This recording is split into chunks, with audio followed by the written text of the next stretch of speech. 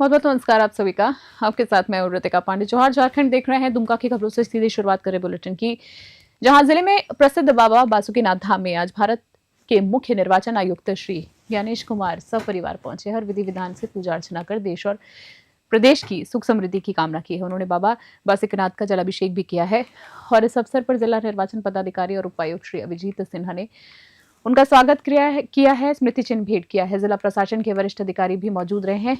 मुख्य निर्वाचन आयुक्त ने आगामी झारखंड विधानसभा चुनाव को लेकर महत्वपूर्ण संकेत दिए हैं। उन्होंने कहा है कि बूथ लेवल पदाधिकारियों के साथ मिलकर एसआईआर की प्रक्रिया की गहन समीक्षा की जाएगी ताकि मतदान सूची पूरी तरीके से शुद्ध और पारदर्शी रहे। आयोग का प्राथमिक उद्देश्य निष्पक्ष, शांतिपूर्ण और पारदर्शी चुनाव कराना है। बाबा बासुकीनाथ धाम में किए गए इस दौरे को चुनावी तैयारियों को मतदान प्रक्रिया की गंभीर समीक्षा का संदेश माना जा रहा है। दुमका से आशीष यादव की रिपोर्ट देख रहे हैं।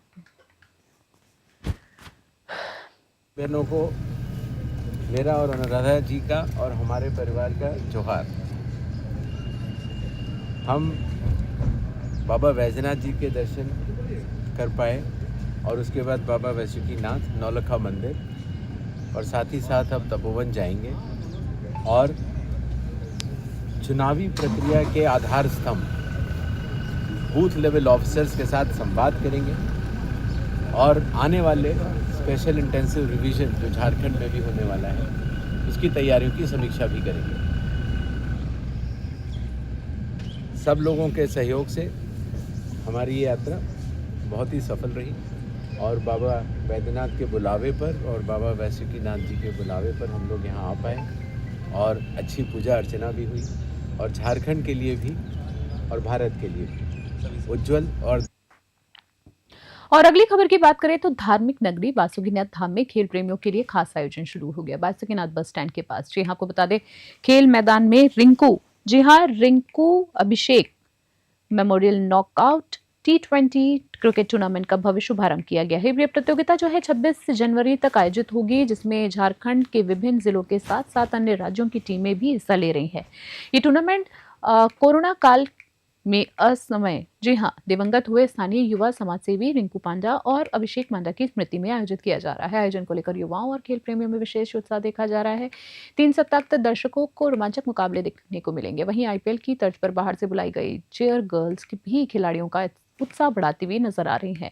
आपको बता दें, जहां उद्घाटन मैच राजस्थान मोहनपुर की टीम के बीच खेला गया है। आयोजन समिति का कहना है कि यह टूर्नामेंट जहां दिवंगत युवाओं को सच्ची श्रद्धांजलि है, वहीं क्षेत्र के खिलाड़ियों को आगे बढ़ाने का अवसर भी प्रदान करेगा। दुमका से आशीष यादव की खास रिपोर्ट देख रहे हैं आप। ये Rinku Abhishek memorial T20 tournament का आयोजन पिछले बार भी 2025 में हुआ था और इस बार 2026 में भी इसका आयोजन किया जा रहा है। जहाँ तक खिलाड़ी की बात है तो झारखंड से, बिहार से, बंगाल से और उत्तर प्रदेश से भी खिलाड़ी यहाँ पहुँचेंगे। आप देख सकते हैं कि आज जो है राजस्थान के भी खिलाड़ी हैं और हमारे झारखंड भी खिलाड़ी, 2 टीमें खेल रही है। व्यवस्था और नियम और शर्तें सबों के साथ सामान्य है और वो बता दिया गया है। दूसरी बात क्या है कि ये टूर्नामेंट, ये छोटा सा जगह में इतना बड़ा टूर्नामेंट हो रहा है, ये दर्शकों का प्रेम, स्थानीय लोगों का सहयोग और बीसी निकाय, जी हाँ, निकाय चुनाव कराने में हो रही देरी के विरोध में भाजपा जिला इकाई के गांधी चौक पर, आपको बता दें, कार्यक्रम का नेतृत्व जिला अध्यक्ष तुमित शरण ने किया है, जिसमें बड़ी संख्या में कार्यकर्ता शामिल हुए हैं। महाधरना के बाद प्रतिनिधिमंडल ने अनुमंडल पदाधिकारी को ज्ञापन सौंपकर चुनाव की तिथियां अवलंबित घोषित करने, दलीय आधार पर मतदान कराने और ईवीएम के प्रयोग की मांग रखी है। पूर्व मंत्री रणधीर सिंह ने आरोप लगाया है कि राज्य सरकार चुनाव टालकर लोकतंत्र की जड़ों को चोट कर रही है और जनता के संवैधानिक अधिकारों का हनन हो रहा है।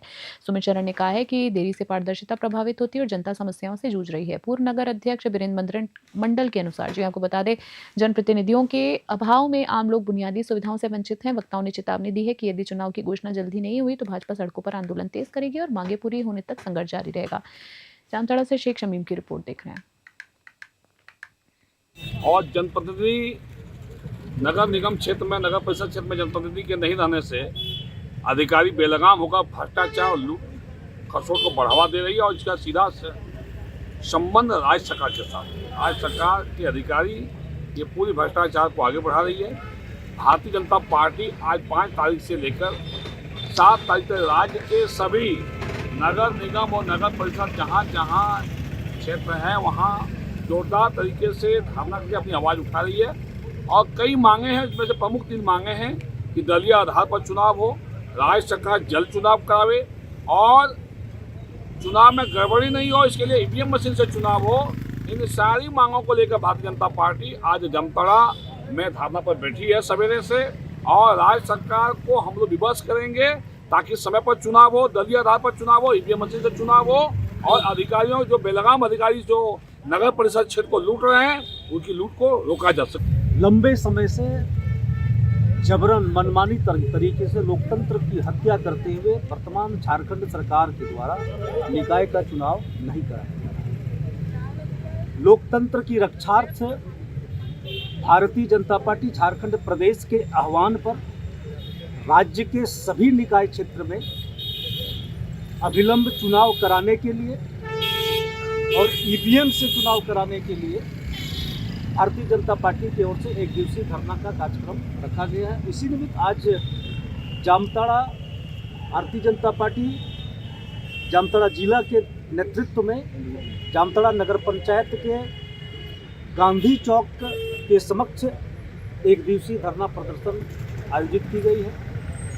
इस प्रदर्शन के माध्यम से हम लोग सरकार से मांग कर रहे हैं। आप सभी जानते हैं जितने भी नगर निकाय हैं झारखंड में, इनको समय से इनका चुनाव हो जाना चाहिए था, लेकिन ये सरकार जो हेमंत सोरेन की सरकार, जो झारखंड मुक्ति मोर्चा, कांग्रेस और राजग गठबंधन की जो सरकार है, ये जानते हैं कि इनका शहरों में जनाधार नहीं है। ये जानते हैं कि शहर में भारतीय जनता पार्टी अद्वितीय बहुमत के साथ फिर जीत के आएगी। इसीलिए एक षड्यंत्र के तहत जानबूझकर नगर निकाय के चुनावों में विलंब किया जा रहा है। और आप देखेंगे कि वो जान रहे हैं कि विलंब के बावजूद एक न एक दिन तो चुनाव कराना ही है, तो उस चुनाव में हम धांधली कैसे करें? तो उस धांधली के लिए वो एक नई शगुफा छोड़ रहे हैं कि वो बोल रहे हैं बैलेट पेपर से चुनाव कराएंगे। आज जब दुनिया आगे बढ़ रही है, टेक्नोलॉजी आगे बढ़ रही है, नई नई तकनीक आ रही है, उस समय झारखंड सरकार ये कह रही है कि हम पुरातत्व विभाग में जो बंद हो चुका था मतपेटी, वो मतपेटियों को बाहर निकाल कर बैलेट पेपर से चुनाव करवाएंगे। तो भारतीय जनता पार्टी का मत बहुत स्पष्ट है। 3 सूत्री हमारी मांग है। फतेहपुर स्थित डिग्री कॉलेज में सोमवार को आधुनिक पुस्तकालय का उद्घाटन। जी हां, आपको बता दें, झारखंड विधानसभा अध्यक्ष रविंद्रनाथ महतो के फीता काट कर किया। इस अवसर पर छात्र छात्राओं और प्रतियोगी परीक्षाओं की तैयारियां कर रहे युवाओं में उत्साह देखा गया। महतो ने कहा है कि पुस्तकालय किसी भी शिक्षण संस्थान की आत्मा है और ये विद्यार्थियों के सर्वांगीण विकास में महत्वपूर्ण भूमिका निभाता है। उन्होंने कहा है कि युवाओं को पुस्तकों से जोड़ना आवश्यक है ताकि वो सही मार्गदर्शन के साथ अपने लक्ष्य की ओर बढ़ सके। कॉलेजों में स्थापित पुस्तकालयों में विभिन्न विषयों की पाठ्य पुस्तकें, प्रतियोगी परीक्षा सामग्री, संदर्भ ग्रंथ और पत्र पत्रिकाएं उपलब्ध हैं। शांत और अध्ययन अनुकूल वातावरण छात्रों की तैयारियों को मजबूत बनाएगा। वहीं उद्घाटन समारोह में प्रखंड विकास पदाधिकारी, जिला सचिव, प्रखंड अध्यक्ष, प्राचार्य, शिक्षकगण और स्थानीय गणमान्य लोग मौजूद रहे। शिक्षा जगत में ऐतिहासिक पहल इसे बताया गया। जामताड़ा से शेख शमीम की विशेष रिपोर्ट।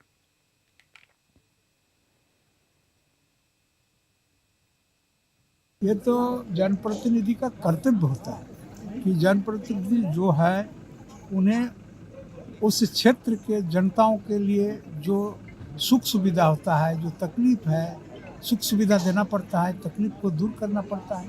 हमने इस चीज़ को महसूस किया है अपने जीवन से भी, और जब हम लोग राजनीतिक जीवन में प्रवेश किए तब भी, कि यहाँ हम लोग अगर एजुकेशनल इंस्टीट्यूशन नहीं बना पाते हैं तो हमारे यहाँ का बेटा बेटी पढ़ाई लिखाई में कभी आगे नहीं बढ़ सकता। तो मेरा जीवन का पहला प्रायोरिटी ही रहा।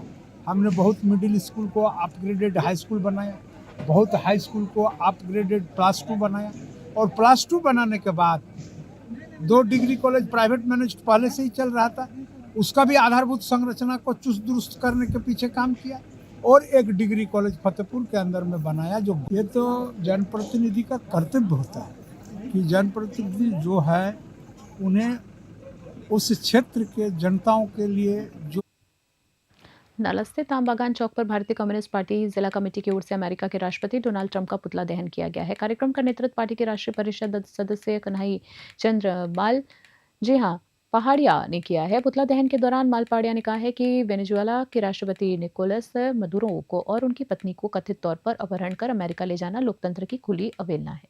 उन्होंने आरोप लगाया है कि किसी भी राष्ट्र अध्यक्ष को आधी रात में हिरासत में लेना न केवल घिनौना कृत्य है बल्कि अंतर्राष्ट्रीय नियमों के विरुद्ध भी है। उन्होंने बताया है कि इस विरोध कार्यक्रम का आयोजन पूरे देश में एक साथ किया जा रहा है और भारतीय कम्युनिस्ट पार्टी इस कार्रवाई को घोर विरोध करती है। कार्यक्रम में बड़ी संख्या में स्थानीय कार्यकर्ता समर्थक शामिल थे और नारेबाजी कर अपना रोष जताया। जामताड़ा से शेख शमीम की रिपोर्ट। कार्यक्रम ये हम लोग अमेरिका के जो राष्ट्रपति डोनाल्ड ट्रंप का हम लोग पुतला दहन किए, इसीलिए पुतला दहन किए। विगत 3 जनवरी को रात में डोनाल्ड ट्रंप के प्रशासन के द्वारा वेनेजुएला के जो राष्ट्रपति निकोलस मादुरो और उनके पत्नी को एकदम इस परिस्थिति में उसको जो वहाँ से किडनैपिंग करके अमेरिका पर लाया गया। ये एक कोई देश का निर्वाचित राष्ट्रपति को इस तरह का लाने का एक मानव अधिकार उल्लंघन है। इसीलिए आज भारतीय कम्युनिस्ट पार्टी हम लोग ये नुक्कड़ सभा जो वेनेजुएला के समर्थन में और ये डोनाल्ड ट्रंप का जो दादागिरी, इसका खिलाफ हम लोग भारतीय कम्युनिस्ट पार्टी आज हम लोग सड़क पर उतरे हैं और नुक्कड़ सभा के माध्यम से डोनाल्ड ट्रंप का हम लोग आज पुतला दहन भी किए। ये डोनाल्ड ट्रंप जो पूरा दुनिया का संयुक्त राष्ट्र के कानून को उल्लंघन किया। रेल विकास की मांग को लेकर झमुमो के केंद्रीय प्रवक्ता पंकज मिश्रा ने आंदोलन तेज करने का ऐलान किया है। मिश्रा ने कहा है कि यदि जनता की मांगों पर रेलवे ने जल्द पहल नहीं की तो 16 जनवरी से साहेबगंज और पाकुड़ से रेलवे रैक के माध्यम से होने वाली पत्थर ढुलाई पूरी तरीके से बंद कर दी जाएगी। पाकुड़ के पत्थर व्यवसायियों के साथ बैठक में उन्होंने बताया कि यह आंदोलन न तो व्यक्तिगत है और न ही किसी पार्टी से विशेष के लिए है। ये जनता के अधिकारों से जुड़ा हुआ मुद्दा है। बैठक में व्यवसायियों ने आंदोलन का समर्थन करा है और कहा कि वर्षों बाद ऐसा नेतृत्व मिला है जो निजी और स्वार्थ से ऊपर उठकर विकास की बात कर रहा है। मिश्रा ने आरोप लगाया कि साहिबगंज और पाकुड़ से प्रतिदिन करीब 100 करोड़ रुपए का राजस्व लेन देन के बावजूद रेलवे ने दोनों स्टेशनों को सुविधाओं के मामलों में उपेक्षित रखा है। उन्होंने मालदा रेल डिवीजन के डीआरएम को ज्ञापन सौंपते हुए डीआरओबी निर्माण, कई एक्सप्रेस ट्रेनों के विस्तार, ठहराव, नई ट्रेन सेवाओं और एसी कोच की सुविधाएं बहाल करने जैसी मांगे रखी। साहिबगंज से अरविंद ठाकुर की स्पेशल रिपोर्ट। देखिए, पाकुड़ पत्थर व्यवसायिक संघ के लोग आए हैं और इन्हें भी सोशल मीडिया न्यूज़ चैनलों के द्वारा मालूम हुआ कि साहिबगंज के द्वारा अपनी विभिन्न मांगों को लेकर 16 तारीख से रेक लोडिंग बंद किया गया है। तीन लोगों के बीच की समस्या था और इन लोगों की समस्या सुनकर बड़ी आश्चर्य हुआ कि एक भी सीधी ट्रेन नहीं है जो पाकुड़वासी पाकुड़ से दिल्ली जा सके। बड़ा आश्चर्य है, खेद है, बहुत खेद के साथ करना पड़ता है इतना राजस्व देने के बाद। एक भी इंटरसिटी ट्रेन नहीं है जो ये लोग पाकुड़ से पटना जा सके। अब ये लोग को पटना या दिल्ली जाने के लिए मालदा, बड़हड़वा या साहेबगंज से आकर ट्रेन पकड़ना पड़ता है।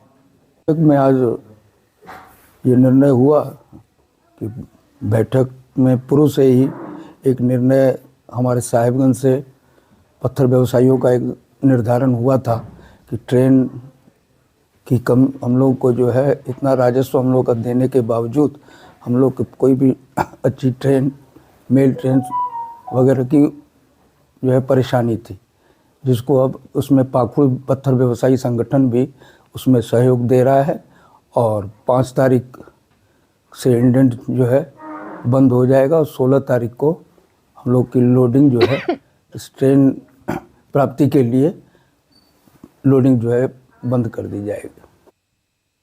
खास बुलेटिन में तय बने रहे। न्यूज़ 21। नमस्कार, जय हिंद।